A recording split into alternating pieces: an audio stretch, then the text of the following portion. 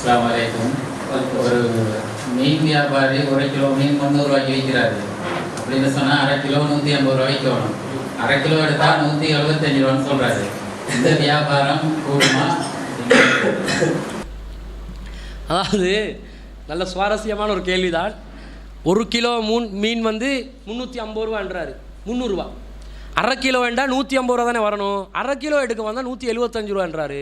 என்ன கணக்கு போடுறாருன்னு பாருங்கள். இவர் வந்து இப்படி வியாபாரம் செய்கிறது கூடுமான்னு கேட்குறாரு. முதல்ல இந்த மீனுக்கு விலை வைக்கிறது, இந்த விலை வந்து 1/2 கிலோவுக்கு 1 கிலோவுக்கு எவ்வளோ வைக்கணுமென்றது இலங்கையில் வந்து நுகர்வோர் அதிகார சபைன்னு ஒன்றிக்குது. அவன் தான் விலையை தீர்மானிப்பான். அதிகமான விலையை வச்சா என்ன செய்யலாம்? கம்ப்ளைண்ட் போட்டுடலாம்.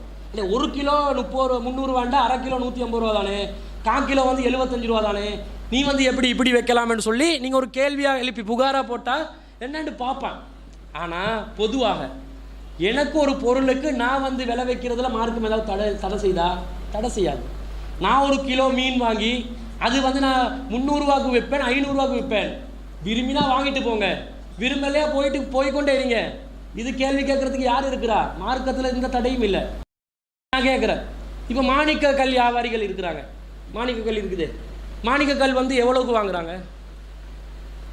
ஒருத்தன் வந்து ஆரம்பத்தில் எடுக்கிறான், கண்டுபிடிக்கிறான் மாணிக்கத்தை. அவன் எவ்வளோ ஃப்ரீயாக தானே கிடைக்குது. அவன் எவ்வளோ விலை கொடுத்தா வாங்கினான்? ஃப்ரீயாக கிடைக்குது. மாணிக்கக்கல்ட பொறுமதி 1 கோடி, 2 கோடி, 50 கோடி, 100 கோடி என்றான். யாருடா பொறுமதியை வச்சா? யார் விலை வச்சா? அந்தந்த ஃபீல்டில் உள்ளவனும் இருப்பானுவல். அந்தந்த ஃபீல்டில் உள்ளவன் அந்த பொறுமதியை பார்ப்பான். இவ்வளோ வேண்டுவான். அதை வாங்குறதுக்கு 10 பேர் விரும்பினா விலை போகும். அது 1 லட்ச ரூபாய்க்கும் வாங்க மாட்டேன்னு ஒருத்தன் நினச்சாண்டு வைங்க, விலை போவாது.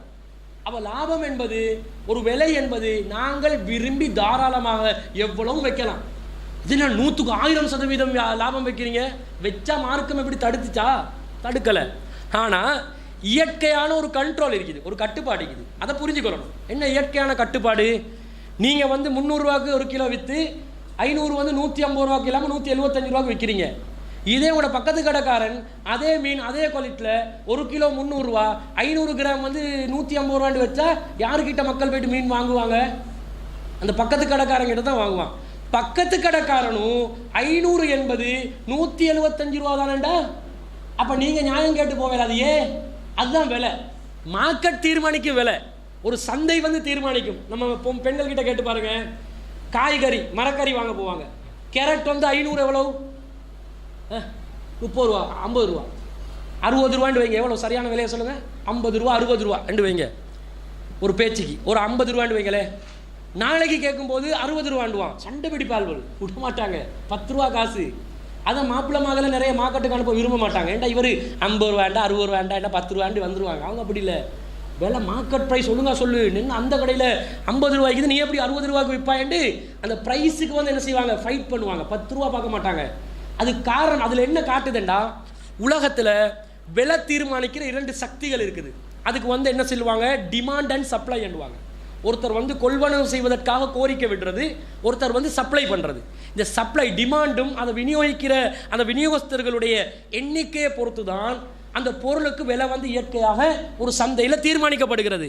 அப்போ ஒரு மார்க்கெட்டில் நான் நினைச்ச விலையை வைக்க முடியும் என்றாலும் என்னை வந்து கட்டுப்படுத்துகிற மேலாதிக்க சக்தியாக இந்த டிமாண்ட் சப்ளை என்றது வந்து நிற்குது. அது என்ன செய்யும்? எங்களுக்கு விலையை வந்து தீர்மானிக்க வச்சிடும். அப்போ அந்த டிமாண்ட் சப்ளை தான் விலையை தீர்மானிக்குது. எனக்கு வந்து நான் நினச்ச விலையை வைக்க முடியாத ஒரு சூழ்நிலை வருது. அந்த அடிப்படையில் ஒரு கண்ட்ரோலுக்கு நாங்கள் போக வேண்டி வரும். வியாபாரத்தில் நிற்க முடியாது, நிலைக்க முடியாது. நாங்கள் இஷ்டத்துக்கு நாங்கள் லாபம் வச்ச வேண்டாம், மார்க்கெட்டில் எங்களுக்கு நிலைக்க முடியாத சூழ்நிலை வரும். அப்போ மார்க்கெட் ப்ரைஸ் அடிப்படையாக வைத்து ஒருத்தர் கூட்டி குறைச்சி விற்கிறதுல மார்க்கம் எந்த தடையும் விதிக்கலை. தாராளமாக விற்கலாம்.